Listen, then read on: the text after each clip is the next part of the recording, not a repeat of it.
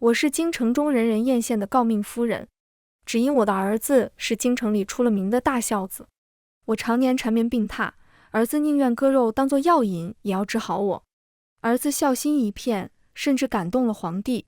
可谁都不知道的是，我之所以缠绵病榻，是儿子给我下了毒。儿子恨我入骨，只因他认为我当年拆散了属于他的爱情。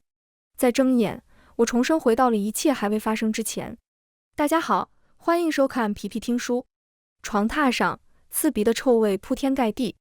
我知道，棉被下常年不能动的腿上早已生蛆，可我连动一下的力气都没有。不远处，我的亲生儿子沈征面露讥讽地看着我。听说当年你是京城里最爱美的闺秀，你说，要是那些人知道了你现在的模样，会怎么样？沈征的话语中满满的全都是对我的恶意，丝毫没有因为我是他的亲生母亲而有所收敛。我却早已习惯了他的冷嘲热讽，心中半分涟漪都未曾激起。我的好母亲，恐怕你还不知道吧？我如今深受当今皇帝重用，现在已经成为了他的心腹。说起来我能被重用，还要多亏了你。沈征的能力并不算突出，但他以孝心闻名于京城。在外人的眼里，他对常年缠绵病榻的母亲不离不弃。有一次，他在替我熬药时，正巧被外人撞见。沈征的手上鲜血淋漓，有些不好意思地说道：“我求了一个偏方，以亲生子的血肉为引，对母亲的身体大有裨益。”至此，沈征彻底名噪京城，甚至他的名声一度传到了皇帝耳中。这也是为什么他深受重要的原因。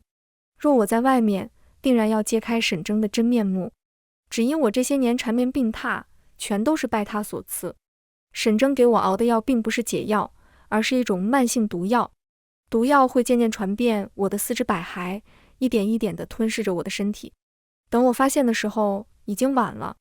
我被沈征锁在了房间里，眼睁睁地看着他拿着我作秀。想到这，我的呼吸难免急促了几分。沈征注意到我的异常，似是提起了兴趣。怎么，你是后悔了吗？要是当年你不将我和阿梅分开，你现在可就是名副其实的诰命夫人了。像现在这样不人不鬼的活着，你真的甘心吗？沈征的声音中带着些许蛊惑，但我却并不为所动。我只后悔当年生下了沈征这个祸害。若是我能回到从前，我一定会打压他，永世不得翻身。怀揣着对沈征的恨意，我安详地闭上了眼。就算我继续在这个世上苟延残喘地活着，也无非是增加了沈征迫害我的时间。倒不如我就此安安静静的死亡，也省得遭罪了。不知道是否是我心中的恨意太过强盛，等我再睁眼醒来，我回到了儿媳方和生下长孙的那天。听到房间里传来婴儿响亮的哭声，我有些恍惚。我已经记不清有多少年没见过他们了。自从沈征开始谋划开始，我和方和的关系也逐渐恶化，甚至到了最后老死不相往来的地步。直到他被沈征设计死亡的那天，我才终于见到了他最后一面。我不甘心，如果我不曾嫁给他，是不是我也能拥有一个幸福美满的家庭？还有，对不起娘，这些年我不该和您赌气。方和的声音很轻，轻到消散在风里。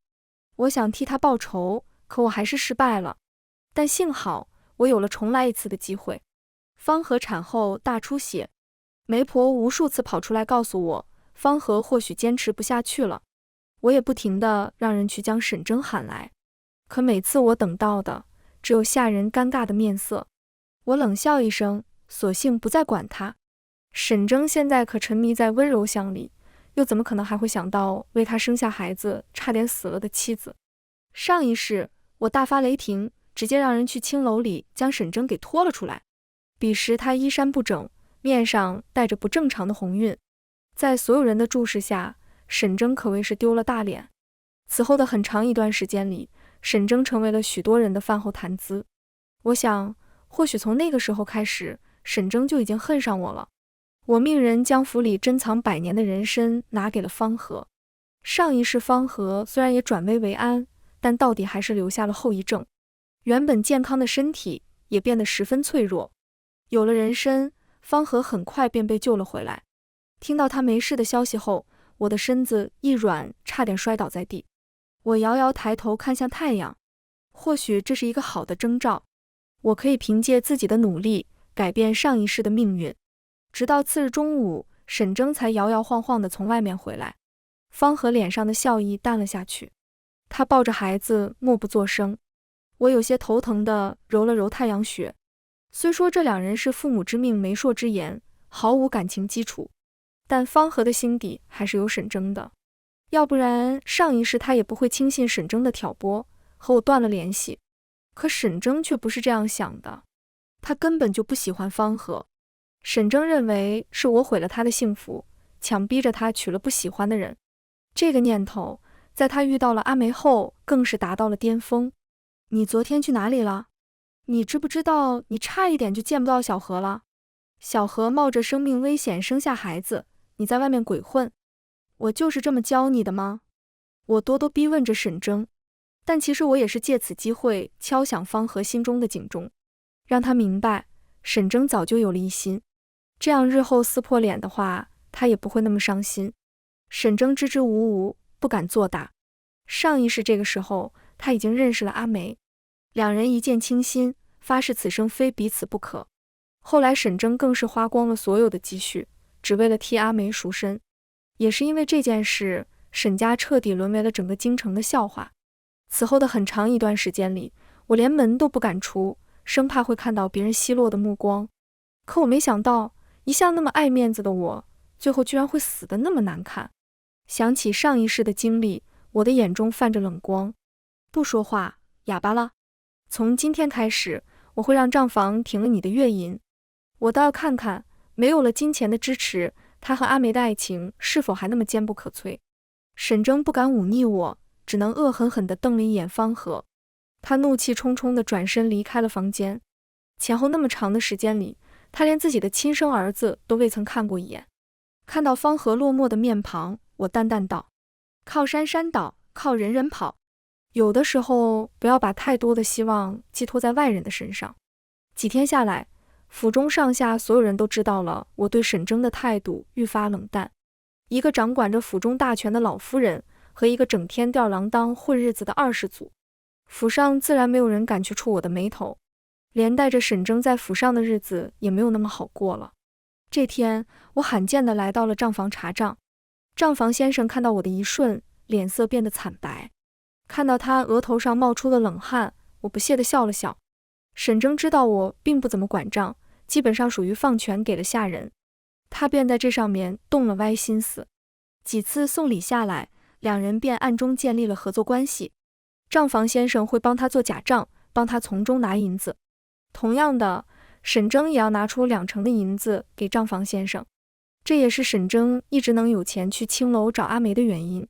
若是账房里太热，先生不如出去待会儿，你只需要把3月以来所有的账本拿出来就够了。账房先生哆哆嗦嗦地递了账本给我。3月正好是两人开始合作的日子，也是从那1个月开始，账房先生做了假账。他以为我是一个妇道人家，看不懂其中的弯弯绕绕。可我早年丧夫，一个人带着孩子，守着偌大的家产生活。若是我真是什么都不会的大小姐，恐怕早就被吃得连渣都不剩了。不过须臾的功夫，我就已经看出了不少的错处，但我装作并未看懂的模样，津津有味地继续看了下去。账房先生也从一开始的惴惴不安，变得胜券在握，但他还是偷偷让下人喊来了沈征。沈征毕竟是我唯一的儿子，就算我真的发现了他们之间的勾当，我也只能捏着鼻子认了下来。沈征显然也是这么想的。当我账本查到一半的时候，他才姗姗来迟。娘，怎么今天来账房查账了？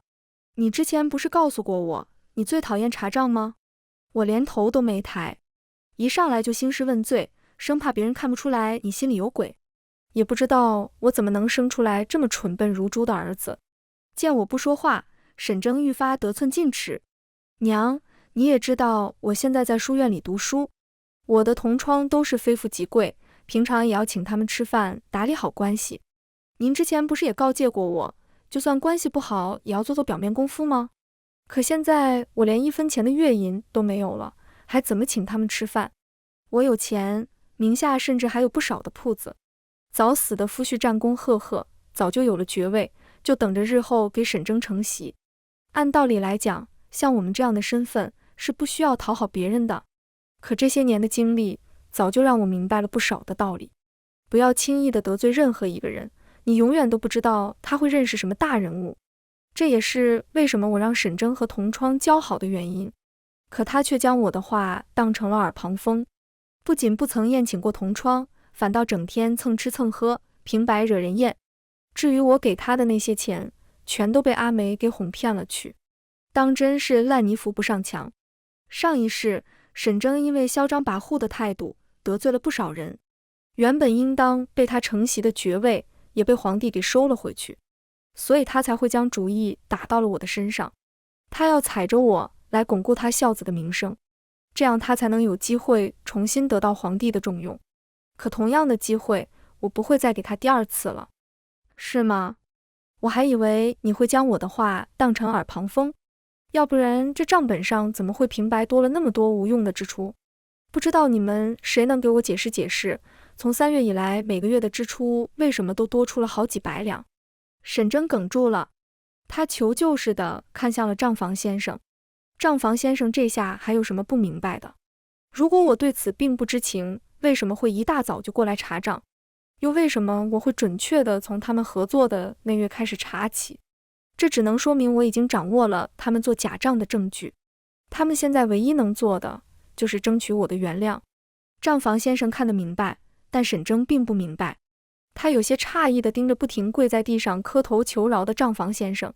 说好听点，他是账房先生；说难听点，他不过就是个卖身契还在我这里的下人。只要我有任何的不满，都可以随意发落了他。账房先生此时也是格外后悔。沈征是我的儿子，我不会为难他。可他呢？他什么都没有。巨大的恐惧之下，账房先生干脆将两人合作的事情全都给说了出来。我赞赏地看了他一眼。识时务者为俊杰。沈征，这下你还有什么好说的？每个月拿出去几百两银子，就为了逛青楼？你到底知不知道，你现在已经是有妻儿的人了，再过不了多久，你就要正式承袭你父亲的爵位了。若是让朝堂上的人知道了你逛青楼，你的仕途可就全都毁了。我这话并未说错。上一世，沈征就是因为逛青楼被人申了一本，帝后伉俪情深，皇帝更是厌恶透了这种吃着碗里瞧着锅里的男人。可面对我的阻拦，沈征自然是不甘心的。在他的心里，我是拆散了他和阿梅的真凶。我越是阻拦，沈征心中逆反的心理便越发严重。他赌气似的转身离开，看他离开的方向，似乎又是要去青楼里找阿梅诉苦了。真不知道那阿梅究竟是给他灌了什么迷魂汤，竟让他依恋至此。想到这，我不放心的去了方和的院子里。院中央，方和正坐在躺椅上耐心的哄着孩子。看到乖巧可爱的孙子后，我顿时眉开眼笑。现在虽说天气热了起来，但你也得多注意一下。小宝还这么小，万一受凉了怎么办？方和郑重地点了点头，表明他日后一定会注意的。逗弄了一会儿孩子后，我状似不经意般问道：这几天沈征来院子里看过孩子了吗？我看他整天早出晚归的，你知道他去干什么了吗？方和满心满眼只有自己的儿子，就连沈征也早就被他抛之脑后了。有件事我要告诉你，但你千万不要动气。沈征现在在青楼里多了个相好的，我的话无异于是个重磅炸弹。在妻子怀孕的时候，男人难免都会有一些想要偷腥的念头。一般高门大院里的正妻都会提前让身边信任的丫鬟准备着，方和自然也不例外。他特意找了几个品行端正、样貌清秀的丫鬟，可沈征却严词拒绝了他。方和，你这是在侮辱我吗？你现在怀着我的孩子，我要是脑子里只有那种事，我还是人吗？再说了，我现在学业繁忙，每天累得要死，怎么可能还有精力？短短几句话让方和感动了个彻底。他以为是两人感情深厚，所以沈征才会这么尊重他。可在背着方和的时候，沈征早就找到了阿梅。阿梅是青楼里的头牌，不仅长相是一等一的漂亮，人也会说话的紧。这也是为什么他能牢牢地将沈征把握在手里，让沈征宁愿冒着得罪家族的风险，也要将他给赎了出来。沈征不是没想法，只是方和准备的那些，他看不上罢了。偏偏方和还被感动得泪流满面，我怒其不争地瞪了他一眼。方和脸上的笑意顿时僵住了，他不敢置信道：“娘，您是不是搞错了？”沈征告诉我，他现在每天都是在书院里学习，还让我不要打扰他。他这么辛苦，怎么可能还会去青楼呢？是不是外面的人记恨沈征，所以故意来您面前嚼舌根？同样的话，我甚至能背下来了。上一世，我怀揣着愧疚的心思，将这件事告诉了方和。方和一开始也是不相信的，但我的话还是在他的心里留下了一根刺。他开始疑神疑鬼，甚至和沈征大吵大闹。沈征烦不胜烦，也因此得知了我将他去青楼的事情给捅了出来。他第一反应就是否认。我不知道那晚他是怎么和方和说的。从那天之后，方和对我的态度越发冷淡了下来。他认为我是独守空闺了太久，心里出现了问题，所以看不得他们小夫妻好，故意挑刺。一片好心被人误解，我自然也不会惯着他。从一开始的互相看不顺眼，到后来相看两生厌，若不是后来沈征终于忍不住下手，恐怕我们还是会老死不相往来。想到上一世方和死在我怀中的画面，我的心中难免有些感慨。我就知道你会不信，你收拾收拾，等会儿跟我一起出去。真是不见棺材不掉泪。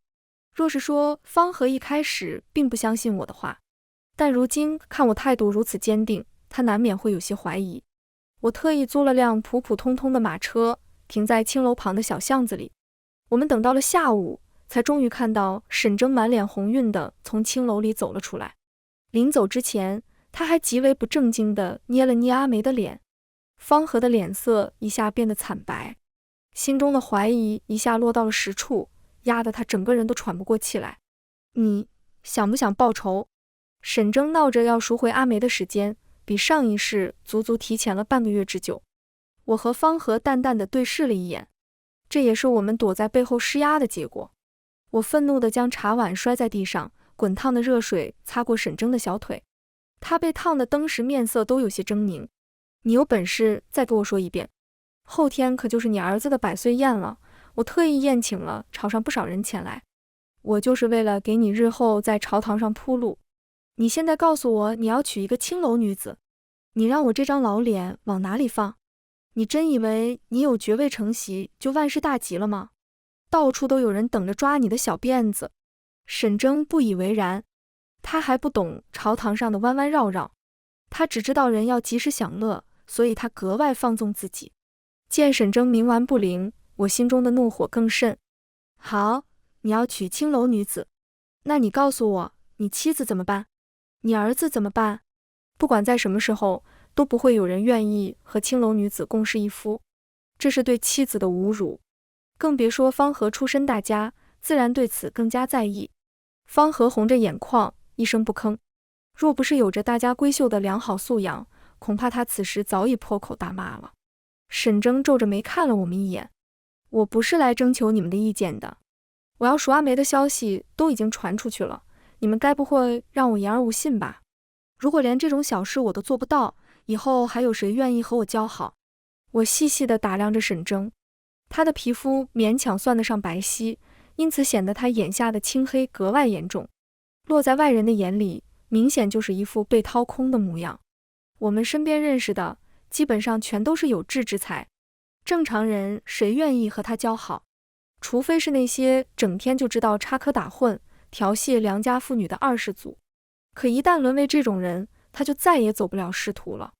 上一世，我明白其中的利害关系，哪怕沈征赎了阿梅出来，我也依然强逼着他们两人断了联系。我仍记得沈征血红的眼睛里满是对我的恨意。你一定会后悔你今日的所作所为。后来他也的确做到了，我确实后悔了。我只后悔为什么给了沈征东山再起的机会，没能彻底断了他的后路。为什么我要心存希冀，觉得他不会对自己的亲生母亲出手。多可笑！他用了我的嫁妆赎了青楼女子，到最后还要责怪我将他们分开。我同意了，你愿意将他赎回来是你的事，和我无关。我不会阻拦你，但同样我不会给你提供任何助力。沈征脸上的笑意顿时僵住了，他错愕道：娘，我现在哪里有钱赎阿梅？你不给我银子，不还是不让我赎阿梅吗？你真是变了，你之前明明说过会满足我的所有要求。沈征的面上满是对我的失望，仿佛我真的做了什么对不起他的事情。我用余光偷偷看向方和，看到方和的面上满是对沈征的厌恶后，我放心了。前世沈征之所以能赎回阿梅，他偷偷变卖了不少字画，又偷偷挪用了我的嫁妆，这才让他勉强散尽家产将阿梅给赎了回来。可现在没有了我的允许，字画他拿不出去，嫁妆他更是连见都见不到。无奈下，他将求救的目光落在了方和的身上。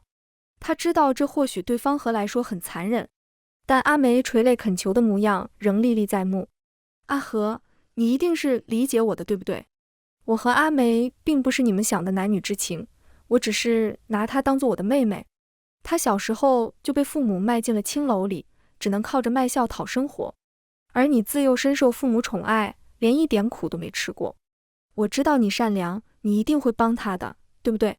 我垂着头，并未搭话。我虽然有心想要改变上一世方和的命运，但那个前提是他能够接受我的帮助。如果明明得知了真相，但还是被沈征蛊惑的话，那我也没有继续帮助他的必要了。和我忐忑不安不同的是，沈征仿若胜券在握，他知道方和心软，一向又相信他，这次自然也不例外。你这话说的好生有趣，按你这么说，最对不起阿梅姑娘的明明是她的父母，明明是她的父母造就了她悲惨的一生，与我何干？我为什么要为她的人生买单？你想做拯救她的大英雄，那你就去啊，难不成你还想用妻子的嫁妆帮你赎一个青楼女子？方和嘲讽地看向沈征，他当众撕破了脸，直接撕下了沈征的遮羞布，用妻子的嫁妆赎回青楼女子。若是传出去的话，他也没脸继续留在京城了。可他现在除了方和，又找不到第二个能够帮助他的人了。到了最后，他又将主意打在了我的身上。娘，就算儿子找您借钱行吗？我可以给您打借条，日后等我入朝为官的时候，就有钱能够还给您了。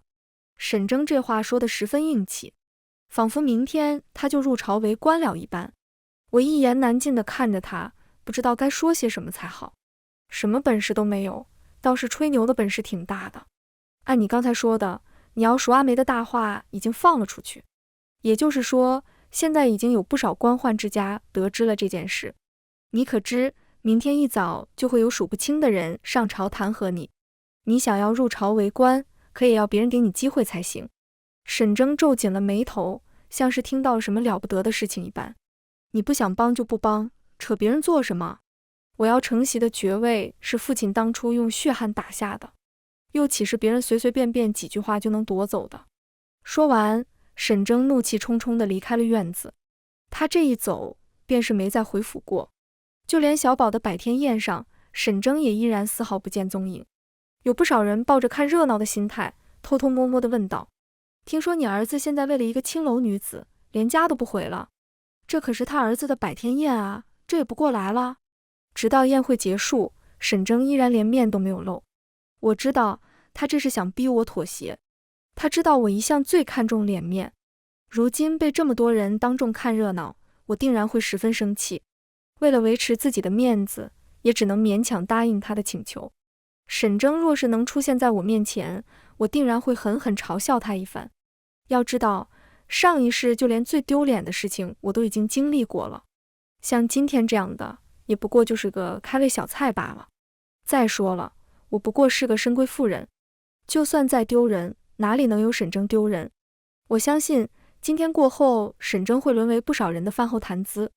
比起我的怡然自得，方和显然还十分不习惯。他为难道：娘，这样会不会与沈家的名声有碍？要不然我们还是别做得太过火了。我却不赞同地看向他。你这是说的什么话？对沈家的名声不好，关我们什么事？沈家的族谱上既没有我，也没有你，我们为什么要着急？要着急的人也只有沈征那个傻子罢了。方和细细地琢磨着我的话，似是觉得有些道理。没有了顾忌之后，他自然也就不会再收敛下去了。看到他几乎是解放天性的动作，我的眼中闪过了一丝笑意。真好，终于又能看到他如此活泼的一面。要知道这一幕，从前只会出现在我的梦境中。傍晚，沈征大摇大摆地回了府，见我们正吃着饭，他毫不客气地坐下，开始大快朵颐。也不知是不是这些天他在外面并未吃饱肚子，从前金贵优雅的动作不在，取而代之的则是粗鲁地将饭菜塞进嘴里。有好几次，我看到他的嘴里喷出了不少饭菜，我顿时歇了继续吃下去的心思。我怕再看下去就会忍不住吐出来。沈征却以为我这是在心疼他，不和他抢吃的。他的眼中闪过得意，含混不清道：娘，既然你现在已经认识到了错误，那我也可以勉强原谅你，但前提是你必须要帮我把阿梅给赎回来。你不知道，前几天来了个江南富商，指名道姓要阿梅。阿梅现在可是我的人了，我怎么能眼睁睁看着她被别人抢走？我不顾形象地翻了个白眼，毫不客气道：我什么时候说过我错了？再说了，是你喜欢阿梅，又不是我喜欢。难道你不应该凭借自己的努力把她给赎回来吗？整天不是惦记亲娘的嫁妆，就是惦记妻子的嫁妆，你还要点脸吗？我看那阿梅跟了富商也比跟了你强，就是个只会吃软饭的废物罢了。我这话可以说是很难听了。饶是沈征做好了心理准备，此刻也难免阴沉下了脸。他沉声说道：什么你们的嫁妆，嫁来了沈家，那就都是我们沈家的东西了。整天分得这么清楚，难道你们早就有了二心？这话若是传到了有心人的耳中，我和方和的名声就算是毁了。看到沈征眼中的恶意，我的心沉了沉。既然他不仁，就便怪我不义了。阿梅被江南富商赎走那日，京城里有不少人都去看热闹了，只不过他们看的人并不是阿梅，而是沈征。要知道，在不久前，沈征甚至已经开始以阿梅夫君的身份自称了，结果却连阿梅赎身的银子都拿不出来，到现在也只能眼睁睁地看着阿梅被别的男人赎走。沈征不甘心，在大街上当众拦下了阿梅。阿梅，从前我们之间的海誓山盟难道都是假的吗？你不是说了此生非我不嫁吗？为什么这才短短几天你就彻底变了心意？难道你不知道我现在为了你都已经和家里闹翻了吗？阿梅的面上再也没了往日的温柔，她鄙夷道：你现在能为了我抛弃妻子，连家都不要，日后你定然也会为了别人选择抛弃我。再说了，你现在吃穿用度还是靠着母亲的嫁妆，像你这种人娶了我能干什么？从前我缠着你，不过是因为你还有个爵位可以继承，可现在呢，你什么都没有了。阿梅狠狠地撞开了沈征，满面笑意地扑进了富商的怀中。这一幕显然深深地刺激到了沈征，可他早就掏空了身子，身边也没了下人，就算想要冲过去，也不过就是被人家的下人给拦了下来。听到沈征当街被拒的消息时，我正在裁剪着花。小何啊，你知道吗？这花啊，可不能一点一点的剪，要从分叉开始剪，这样就能保证足够的营养。同样的，人也是这样，面对不好的选择时，就要立马抛弃。从前，沈征是阿梅唯一的选择，家中家产丰厚，有爵位世袭，后院也没有那么多人。更重要的是，沈征比较好拿捏。但现在不一样了，沈征和家里断了联系，身无分文，他的仕途也变得岌岌可危。也是通过这件事，才让阿梅看清了事情的本质。沈征如今拥有的，全都不是属于他自己的。一旦别人收回，那他还是个一穷二白的穷光蛋。恰好出现的江南富商，就成为了他最后的救命稻草。他必须要尽快摆脱沈征，避免日后被拖累。这也是我最欣赏阿梅的一点，当断则断，丝毫不拖泥带水。但可惜的是，他遇到的对手是我。这世上哪有那么多好心人，会全都被阿梅遇到呢？一个沈征还不够，还要再来个富商宠她爱她，当然不会有天上掉馅饼的好事了。那江南富商是我命人伪装的，我要让阿梅尝尝有了希望却又被人推入深渊的滋味，这样才能勉强消除我的心头之恨。上一世我也被阿梅给蒙骗了过去，我以为她是个身世可怜的女人，所以很是心疼她。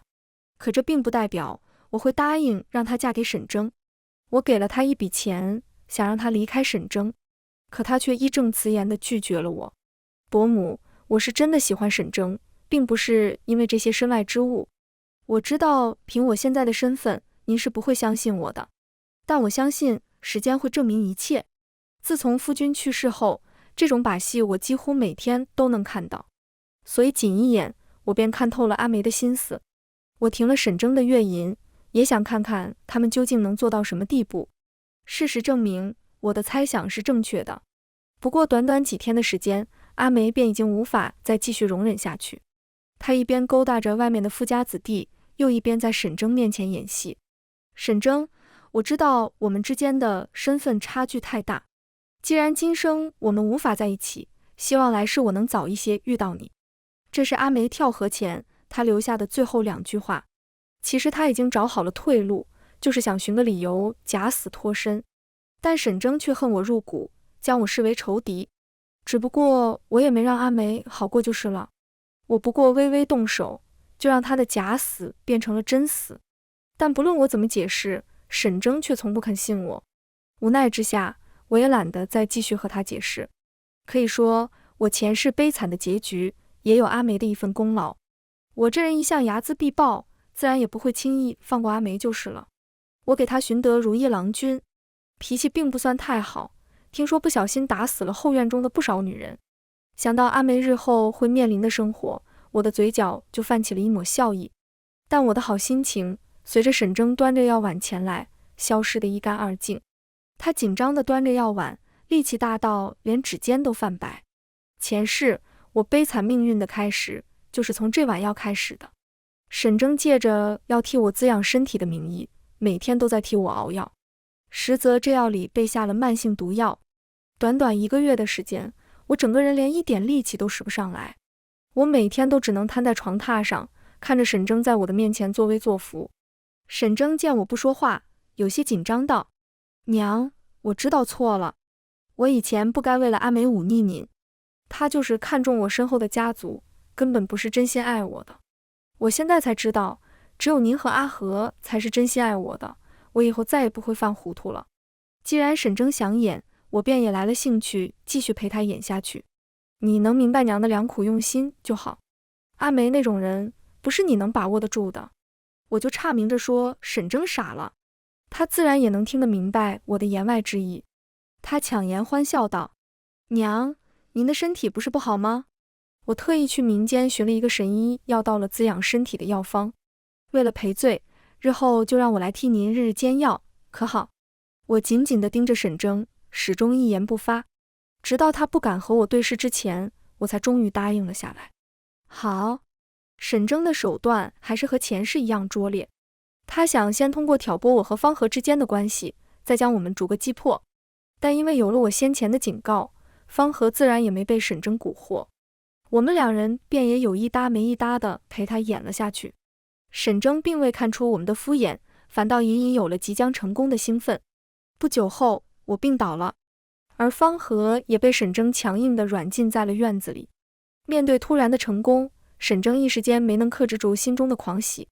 在他疯狂树立着孝子的人设时，他每天都会来到我的房中冷嘲热讽。你就算之前算计了再多又怎么样？现在还不是如同废物一般，只能被我困在床榻之上。我告诉你，这全都是你当初拆散我和阿梅的报应。你明明有钱让我将阿梅赎回来，但你偏偏我不答应我。我忍不住想着阿梅如今的生活，或许她现在比我活得还要糟糕也说不准。毕竟我给她找的着实算不上是个好人。沈征见我出神，口中的话难免变得愈发难听。一次意外，他辱骂我的话被前来探望的朝中大臣听了个正着。那几人面面相觑，最终还是没能推门进来。只不过从那日后，沈征的名声在京城里算是彻底坏了。不仅如此，他的种种所作所为也传到了皇帝那里。皇帝震怒，下令彻查此事。在调查出我被沈征投了毒后，皇帝直接剥夺了他的爵位，将他押入了大牢。没有了毒药的加持后，我的身体也日渐好转了起来。这下京城里痛骂沈征的人更多了，但我还是眼中含着热泪地见到了沈征的最后一面。我面上内疚，但低声说道：笑到最后的人才是真正的赢家。像你这种人也只配在牢里待到死了。你说我是废物，你自己还不是只能困在这里？瞧瞧你现在落寞的样子，还真是可怜。沈征被我的话气得跳脚，越发口不择言了起来。旁人看向我的眼神愈发同情了。唯一一个儿子还如此不知好歹。在我的耐心劝说后，狱卒对待沈征的态度也越发不耐。他在牢中的日子并不算好过。皇帝怜悯我，干脆将爵位给了小宝。我和方和只需将小宝好好养大，等他日后承袭爵位。方和抱着孩子感慨道：娘，我从未想过我们居然会有一天来联合对付沈征。我看着小宝，意味不明地笑了笑。这世上哪有什么绝对不可能发生的事情？或许日后小宝长大了之后，又会变成下一个沈征也说不准。只不过我不会再给任何一个人伤害我的机会了。全文完，皮皮听书，感谢您的观看。每天上新精彩小说，喜欢就订阅吧。